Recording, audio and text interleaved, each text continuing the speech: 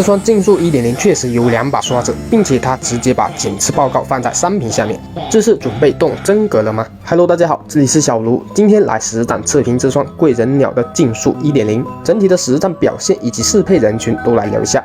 我这双是一个赛博亮白的配饰，整体以白色为主，黑色为辅的搭配，侧面还有一抹红色来作为点缀。鞋子不仅颜值高，还充满了速度感。上脚后这样的颜值，你们觉得怎么样呢？鞋子上脚后它的包裹性特别好，不偏满。鞋实它是采用到了单薄的设计，不过有给到了2颗小枕头的填充，内侧也有做了海绵填充，整体的舒适度很高，也没有卡脚跟压脚背的情况。鞋面是采用到了强度比较高的脚中材质，强度很足，并且夏天运动也不怕会有闷脚的情况。然后中底是采用到了超厚爆米花材质，还有做了一个降结构的设计，整体的脚感游走在韧与软弹之间，既有澎湃的脚感，也有着强力的回弹，跑起来的回弹缓震能力特别优秀。然后它还有内置全掌踏板，刚性很强，跑起来也有着不错的助推效果。